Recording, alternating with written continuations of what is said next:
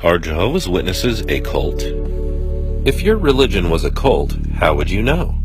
Followers of Scientology, Branch Davidians, and those that died at Jonestown didn't consider themselves cults.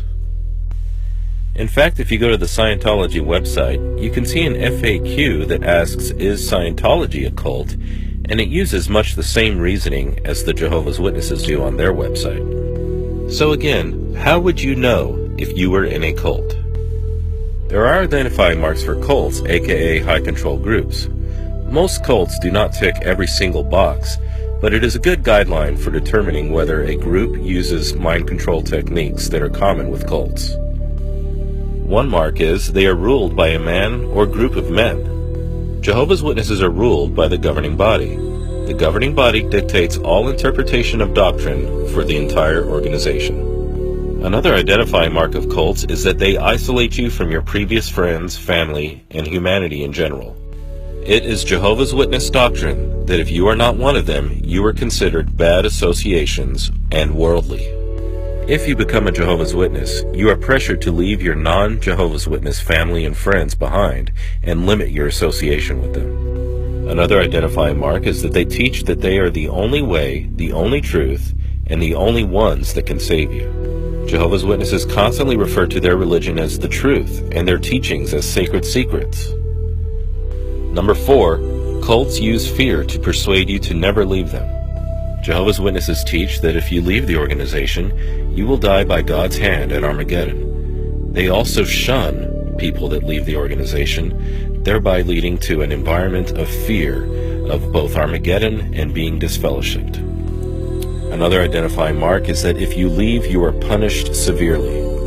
We touched on that a little bit in the last point, but yes, you are punished if you leave the organization. You will lose all of your friends and all of your family that are Jehovah's Witnesses.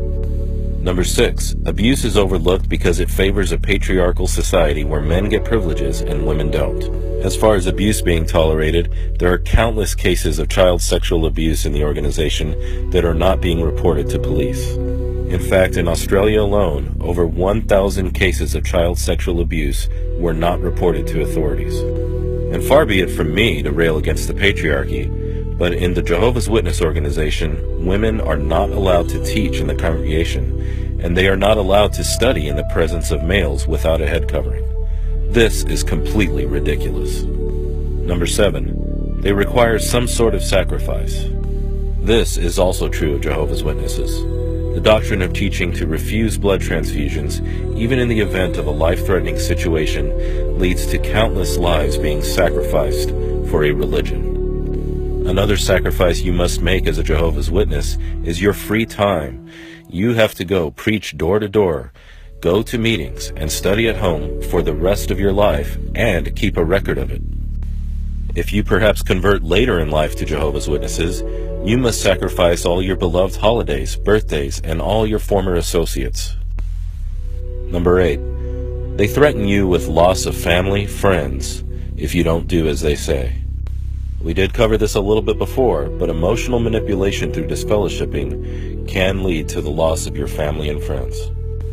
Numbers 9 and 10, they claim it's not them but God that wants you to act a certain way, and that they also get their authority from God Himself.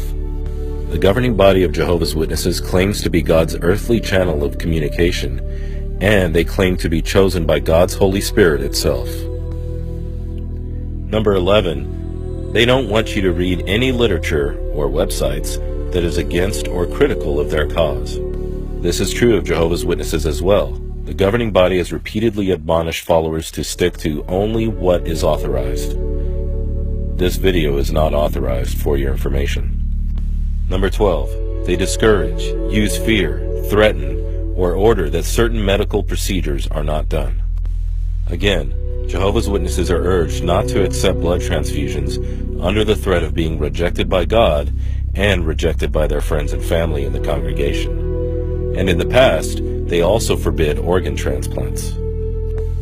Another identifying mark of cults is that they discourage education that they aren't involved in. This is true of Jehovah's Witnesses as well. Anthony Morris III and Watchtower articles have repeatedly gone on rants against higher education.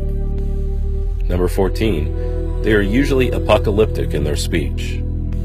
We did cover this a bit, but the Jehovah's Witnesses teach that Armageddon is imminent and that if you do not join their organization, you will be executed by God. Why take my word for it? Why not do your own research? For more information on cults, Google the BITE model to identify high control groups using mind control. The BITE model is a list of identifying marks that Steve Hassan, a former member of the Mooney cult, came up with. His book, Combating Cult Mind Control, is excellent and I'm highly recommend it. This is Capitan signing off for you right now, but if you want to learn more about other subjects and things about Jehovah's Witnesses that they don't want you to know, go to jwawake.com.